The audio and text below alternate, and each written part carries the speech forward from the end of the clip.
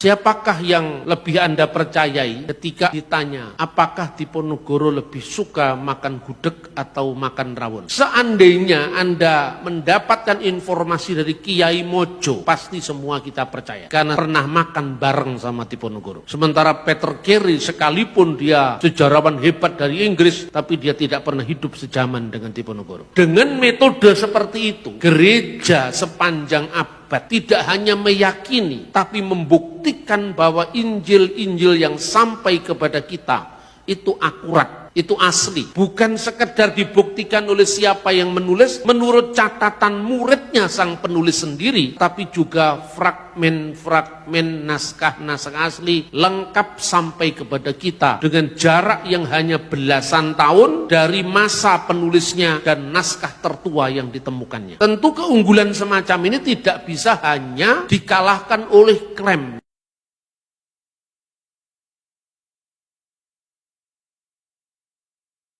Now, I'm not telling you that I think God wrote the Bible.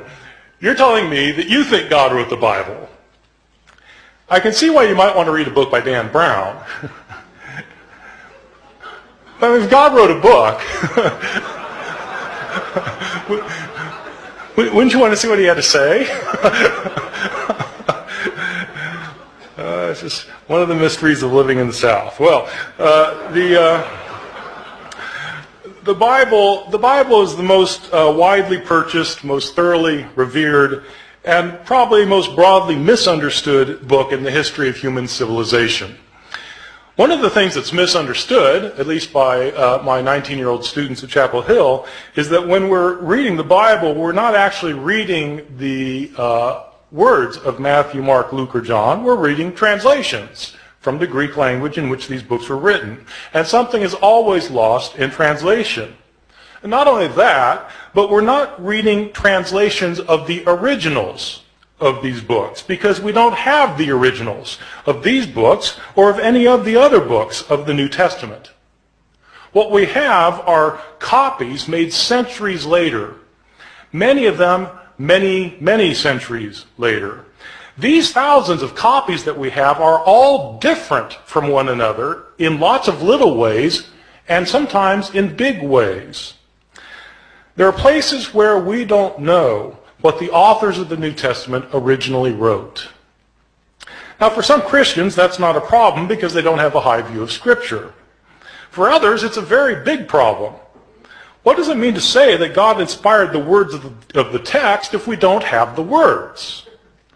Moreover, why should one think that God performed the miracle of inspiring the words of the Bible if he didn't perform the miracle of preserving the words of the Bible? If he meant to give us his very words, why didn't he make sure we received them? The problem of not having the originals of the New Testament, though, is a problem for everyone, not simply for those who believe that the Bible was inspired by God. For all of us, I think, the Bible is the most important book in the history of Western civilization. It continues to be cited in public debates over gay rights, abortion, over whether to go to war with foreign countries, over how to organize and run our society. But how do we interpret the New Testament? It's hard to know what the words of the New Testament mean if we don't know what the words were.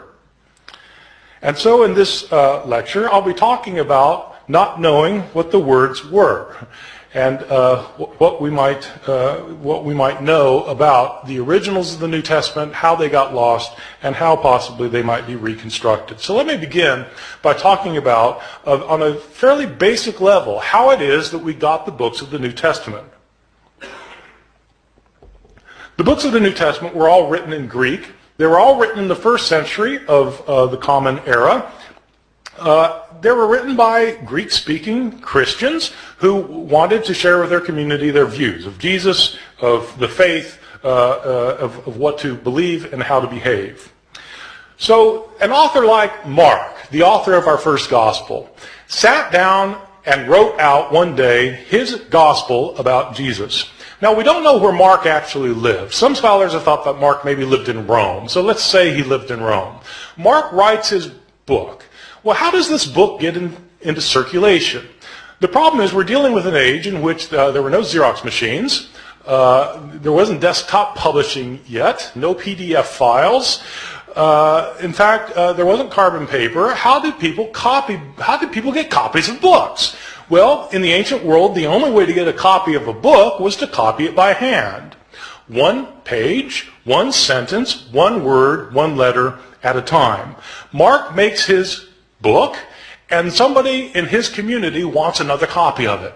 And so that person either makes a copy himself or has somebody else make a copy for him. Now, part of the problem is that in the ancient world, at this time period in the Roman Empire, probably something like 90% of the population was illiterate, couldn't read or write. So not anybody could just make a copy. And most people who could write couldn't write very well. And so somebody makes a copy. We don't know who it was who made the first copy. We don't know if this person was competent or incompetent, but he made a copy. And probably, if he made a copy of this book by hand, one page, one sentence, one word, one letter at a time, he made mistakes.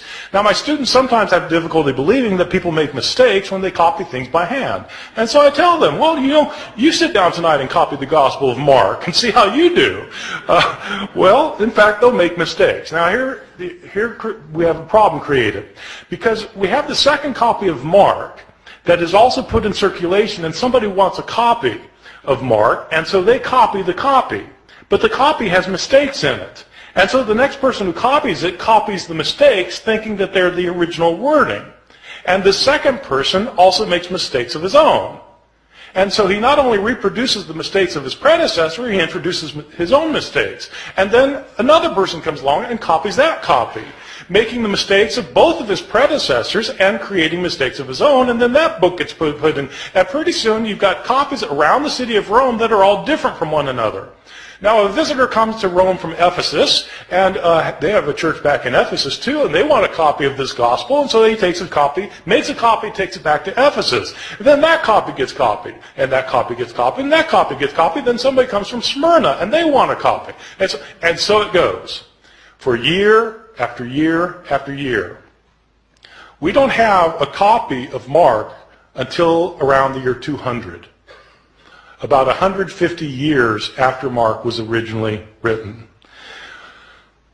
So not only do we not have the originals, we don't have the first copies, or the copies of the copies of the copies of the copies of the copies of the copies, etc., etc. Mistakes were made en route, and these mistakes were replicated. Now, the only way a mistake gets corrected is if you're copying a copy of Mark, and you come across a sentence that you're pretty sure is wrong because it doesn't make sense, and you try and correct it. And so you correct it to say something other than what it says. The problem is there's no guarantee that you will correct the mistake